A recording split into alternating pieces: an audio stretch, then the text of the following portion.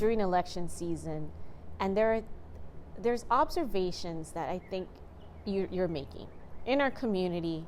Is this still a guy's world?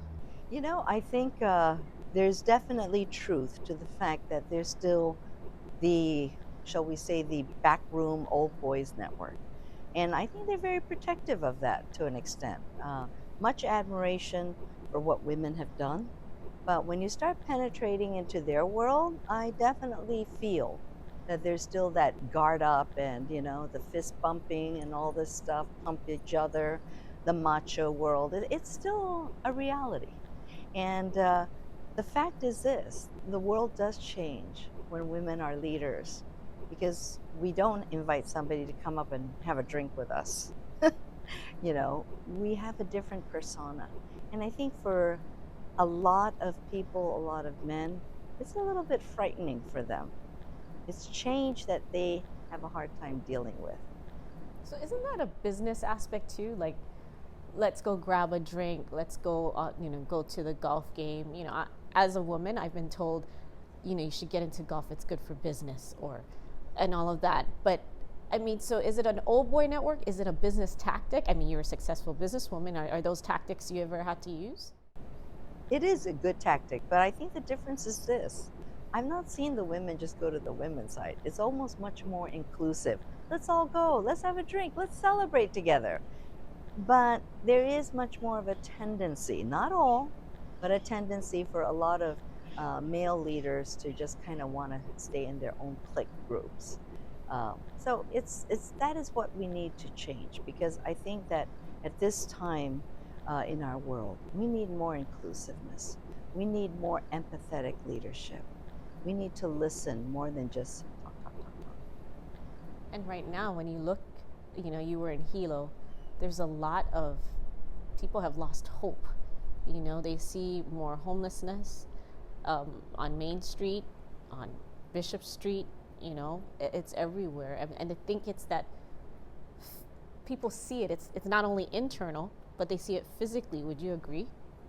Absolutely. And when I spoke at the Democratic Party rally in Hilo, I shared that the Democrats have a rich history that we should be very proud of. Every social program has come from the Democratic Party. Social Security, Civil Rights Act, Equal Rights Amendment. Here in Hawaii, Prepaid Healthcare Act. Back in the 70s already. We're the first state to give women the right to an abortion. So, no question about this rich history. But we cannot be complacent. And I shared with the party members that as I campaign across the state, let me tell you, there's a lot of anger, frustration, pain. What have you done for us? And look around. What have we done? I pointed downtown Hilo, Banyan Drive. Has anybody taken a walk down? How proud can we be? So we cannot be complacent. It is time that we need to deliver what we have promised to the people of Hawaii so that we can make sure that the next 70 years, the Democratic Party will still be the party of the people. My goodness, I'm getting emotional.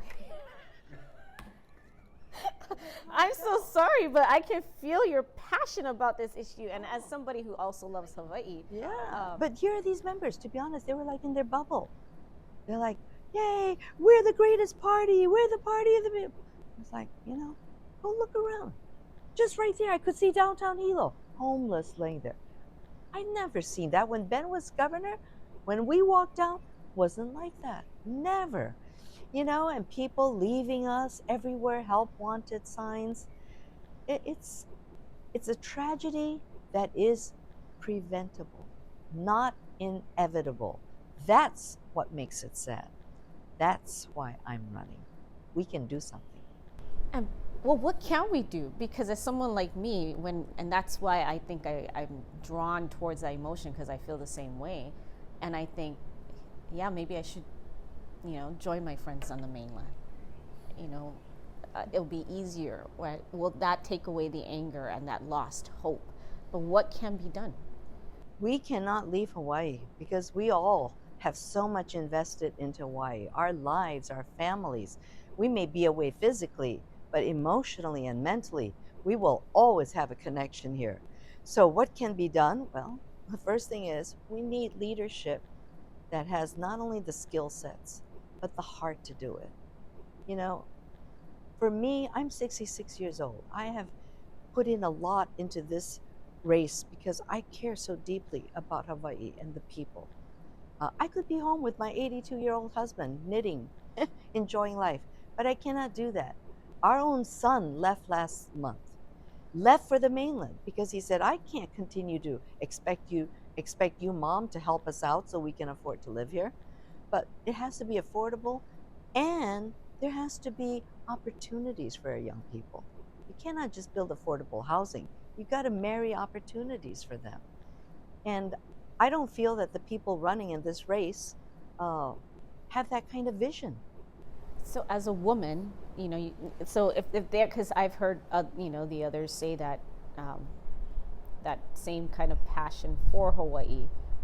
But earlier you said with men, they have a different perspective. So other countries have women leaders, that did do things differently during the pandemic and still had that courage and brought people together. So what could you do as a woman? What do you think do you bring in terms of empathy, but also what else? Well, I think that one, gender aside, I have a 34-year experience of being a chief executive. It is very different to hold the weight of the company, of the state on your shoulders. Being number one is very different from being number two or three. My opponent, one has been one of 535, one of 76. One has been in office already 18 years, one 7 years. Point to your record. Tell me what you have done before you expect the people to vote for you. I am not a talker, I'm a doer. And I think that is what I bring to the table. I think that women do have more empathetic leadership. And right now, our state's in a lot of pain and anger. We need someone who is a unifier and not a divider. So speaking of that divide, you were in the middle of two men who were pointing fingers at each other and making comments at each other. What was going through your mind? This is how it is with politicians, a lot of platitudes, a lot of rhetoric, but I want to just get the job done. I've been used to doing this behind the scenes. Laundry is not a glamorous business, but it is an essential business. And that's what government is. We are essential to the lives of the people who depend on us. We don't need to be grandstanding. Let's just make the people of Hawaii make their lives better. That's what we're elected to do. Tell me back in terms of that love that you have for Hawaii. Bring me back to when you first arrived, and what you felt. What drew you here? Who is it that said you come for the beauty and you stay for the people? How can you not love the people? To every visitor, including myself, they open their hearts, their homes. And so I'm moving from a successful life to a life that I would say I want to leave significance, a legacy of significance, of having done something for people, not just for myself, but for others. That's what Hawaii can be, should be, and must be. But you have done things for people. You've done things for, and others who I've spoken to, they say, she's very generous, but you don't talk about it a lot, and that's admirable. But you're part of that fabric of Hawaii that gives back. Is that where does that come from? I think it comes from my parents. They always said, for everything you receive, it's even better to give back twice, twofold, 30-fold. There's more joy in giving than receiving. And I also have the mindset that those of us who are blessed to have what we have, we're caretakers. And we need to be good stewards of everything that we've been entrusted with. When you were a young mother, how did you instill those values into your children? I think, trying to share with them the same things that I was raised with. We always wanted to have their friends come over to our house, not only because it was a great gathering time, but to be able to share with them, how happy we were to welcome them. And I think that that's important. Living, not just talking to your children about what to do, but more importantly, living a life that can lead by example. Kids are very smart. They watch you, they learn. So never mind what you're talking about, it's how you live your life. And how were you able to live that life as a single mom? Where did you get that passion to say, I'm going to run this business, this is going to happen, and I'm also going to raise 2 children? I think it comes from a word that's called commitment. That no matter how tough things get, you made a commitment to your employees, to all the families that depend on you. And yeah, there were times it was tough. I still feel guilty sometimes because I couldn't be at my daughter's play. My sister went, but I missed out on those moments. But I always kept thinking of, hey, you're running this business. The the family at work depends on you. That is called commitment. And so no matter what, you never abandon the job. And most people, in terms of visitors, a lot of movie stars, they talk about Hawaii as a place of healing, to rejuvenate. Is that something you think we should maybe capitalize on? Absolutely. We talk about this, and it shouldn't be just for our visitors, but we need we need to create a Hawaii where our residents can do that. I give you an example on Hawaii Island in Kona. You have all these beautiful homes, multi-million-dollar homes, resort developments along the Kohala coast. But where's the housing for the people who work there? They're expected to travel 2 hours one way, 4 hours every day to get to work. How can they rejuvenate? They can barely survive. That is not a sustainable community model. That's what I talk about in my family focused economic plan.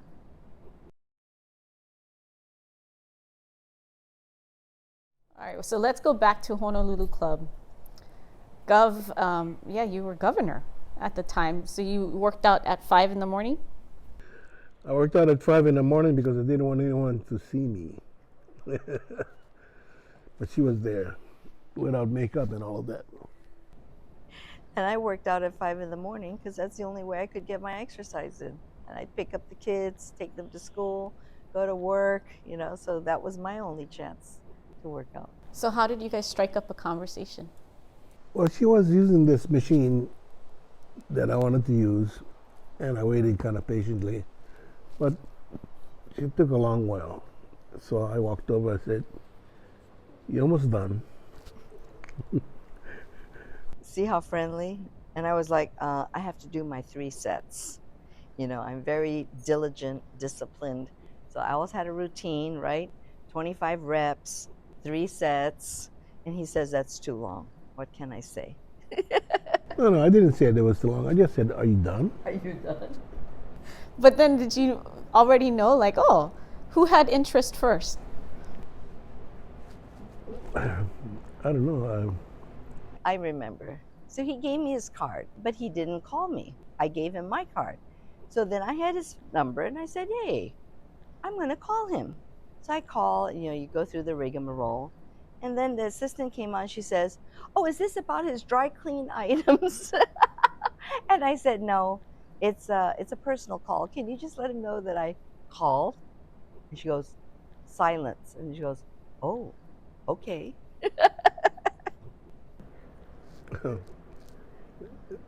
I think about 2 or 3 weeks went by, right? Yeah. And she called me.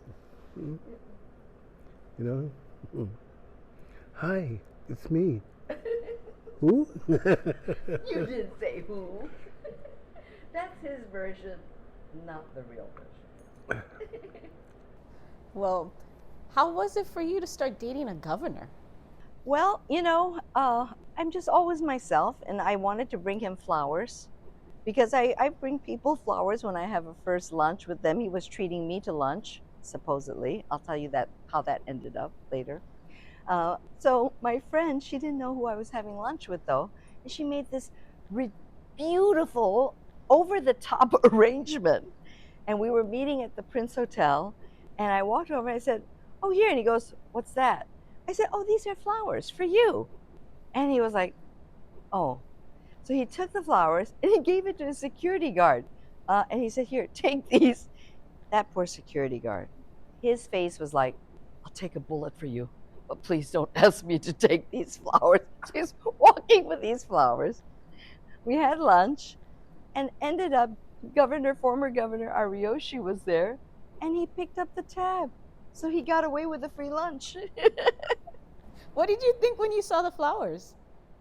It never happened before, So I was kind of taken aback. So it was Matt Mokia, big Hawaiian guy. Matt, take this. So I have a funny story to tell you on one of our anniversaries.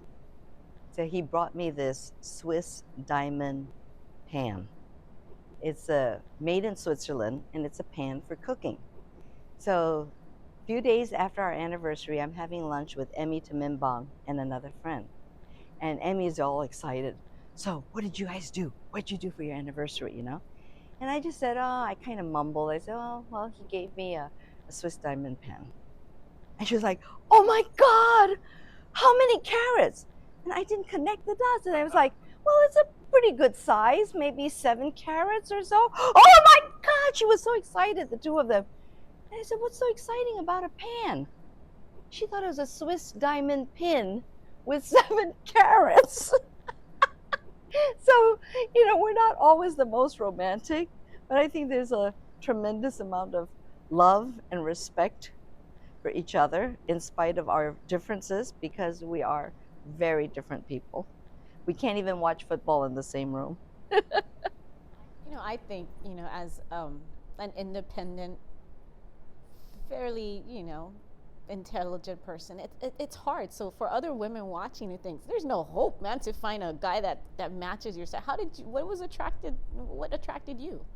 I think the differences, you recognize that it's not good to have somebody who's just like you. I'm much more a mover, want to get things done. And he will say, "Stop, think about this, think about the outcome, slow down a little bit." I think you need to have balance. I think those make the best relationships, the yin and yang. I know one of the things that when I first met you, you admired the way he writes. You said he's a very good writer. Yes, he often says he writes better than he speaks. And he writes really well. So did you ever write her a love letter? I don't think so. No. I'm not. I'm not given to writing things. I mean, like postcards and stuff like that. Yeah, I can write. Obviously, I wrote my book, but other than that, and I often forget birthdays. Really, yeah. It's not intentional. I just forget. That's all. It's interesting when people would say that to me. "Oh, you're so warm, and Ben tends to be a little bit guarded and all this." And I'll say, our upbringing was so different. You have to remember, Ben was raised by his dad, as a single parent, just he and his brother since he was like 6. And it's very different. And I have to say, I think I took my mom for granted, but having her, she taught all the things that children need to learn, right? The mother is really the center, I think, of every family. And so when people were saying, "Oh, how did you transition to be First Lady?" I didn't realize how easy it was, because mom had taught me everything already of how to handle yourself, how to deal with issues. And, moms are really special. What did you think when I mean, because gosh, you during your governorship there was so much, and even when you were in the Senate with the con, and you've seen the transition of Hawaii, and right now, Hawaii's at another critical state. So, what do you think that Vicky will bring? Well, I think she'll bring some stability. Plus, that her experience in managing people, I think, is superior to her two opponents. She's been managing people for 34 years, and it's the way she treats her workers. Some who have been with her since the beginning, and unions have tried to organize her company. They never could, because she treats the workers very well, and I think that if she becomes governor, she'll be very decisive, but she'll listen to people, and she'll listen, and then when it comes time to make a decision, she'll do it, and she doesn't have to kowtow to anybody, So hey, I want to thank you all for tuning in. It's been wonderful to have this time to share with you why I'm running, and I hope it's given you another perspective of how important this race is and how deeply I love Hawaii. To our supporters, thank you. Thank you so much from the bottom of my heart for all your support. And to those of you who haven't quite made up your mind yet, I do hope that you'll consider voting for me, and I hope the last 30 minutes has helped you to come to that decision. So thank you again. Mahalo and aloha.